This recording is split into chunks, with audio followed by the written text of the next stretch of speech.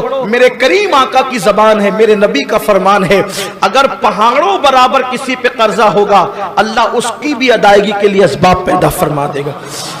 مال آنے کا بہترین ذریعہ، اگر سب سے زیادہ مالدار بننا ہے، مالدار بننے کا بہترین طرح سے ٹینشن میں آ جاؤ، اس کا بھی راستہ، ٹینشن میں آؤ وضو کرو، لا حول شریف پڑھو، ٹینشن کا بہترین علاج ہے لا حول شریف۔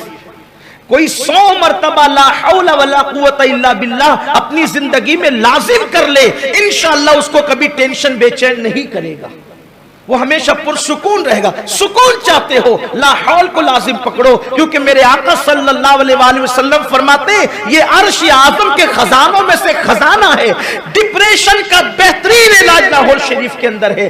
آپ کو بتاؤں شیطان سے بڑا ٹینشن دینے والا کون ہوگا؟ قرآن کہتا ہے ان الشیطان للانسان عدو مبین، کہ بے شک شیطان انسان کا کھلا ہوا دشمن ہے، دنیا میں شیطان سے بڑا ہمارا کوئی دشمن نہیں ہے۔ ارے جب لا حول کی برکت سے شیطان بھی بھاگ جاتا ہے تو کون سا دشمن نہیں بھاگ سکتا؟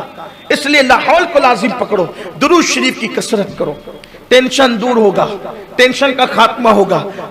قرض کا مسئلہ ہے، آسان ہے، محنت کرو، کوشش کرو، کاوش کرو، اور سورج نکلنے سے پہلے، فجر کی اذان سے لے کر سورج نکلنے سے پہلے 100 مرتبہ سبحان اللہ و بحمدہ سبحان اللہ العظیم و بحمدہ استغفر اللہ، اس وظیفے کو روز پڑھو۔ میرے کریم آقا کی زبان ہے، میرے نبی کا فرمان ہے، اگر پہاڑوں برابر کسی پہ قرضہ ہوگا اللہ اس کی بھی ادائیگی کے لیے اسباب پیدا فرما دے گا۔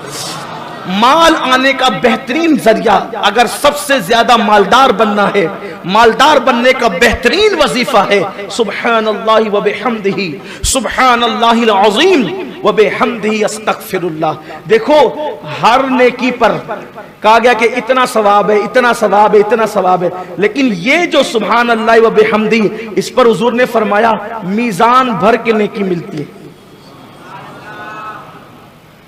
ارے کہیں نہ کہیں سے مال کا تعلق میزان سے ہے کہ نہیں ہے؟ ترازو سے ہے کہ نہیں ہے؟ ترازو سے کون سی چیز لیتے ہو؟ مال ہی تو لیتے ہو، مال ہی تو دیتے ہو۔ گویا کہ اشارہ کیا جا رہا ہے ارے نادان، جب اس کو پڑھنے سے میزان بھر جاتا ہے تو تیرا ترازو کب خالی رہے گا؟ اس لیے اس کو پڑھنے کی عادت ڈالو۔ میری آپ توجہ کریں، اللہ کرے ان لوگوں تک یہ بات پہنچے جو ذہن میں پلان بناتے تھوڑی تھوڑی مصیبت سے، کچھ غلط کام کرتے پکڑا گیا تو لوگ سوسائیڈ کر لیتے ہیں، قرضہ زیادہ ہو جائے تو لوگ سوسائیڈ کر لیتے ہیں، اسی طریقے سے ٹینشن زیادہ ہو جائے تو لوگ خودکشی کر لیتے ہیں، اور خودکشی کرنے کے مختلف طریقے۔ میں پوچھتا ہوں اللہ نہ کرے چلیں اگر کوئی بندہ گناہ کرتے پکڑا گیا، ٹھیک، اس کا علاج خودکشی نہیں ہے۔ آپ سے گناہ ہو گیا، آپ نے کیا گناہ، خود کیا، ہو گیا، جو بھی ہوا، اسلام تو بتا رہا ہے نا کہ جب شرک کی معافی ہو سکتی ہے، ایک راستہ ہے۔ اللہ فرماتا ہے اگر کسی نے شرک سے توبہ نہیں کی میں اس کو معاف نہیں کروں گا۔ سب سے بڑا گناہ شرک ہے، جب شرک کی معافی ہو سکتی ہے کس سے؟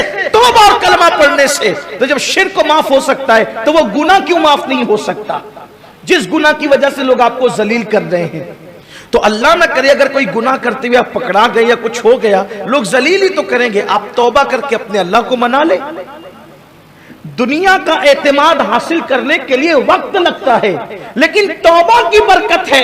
اگر اللہ نہ کرے آپ سے گناہ ہو گیا اور آپ پکڑے گئے، معاشرے نے آپ کا بائیکاٹ کر دیا، آپ ذلیل ہو گئے، آپ اس گناہ سے سچی توبہ کر لو، توبہ کی برکت سے اللہ تبارک و تعالی جو لوگ آپ کا بائیکاٹ کرتے، جو آپ کو ذلیل سمجھتے ہیں، اللہ ان کے دل میں بھی آپ کی محبت پیدا فرما دے۔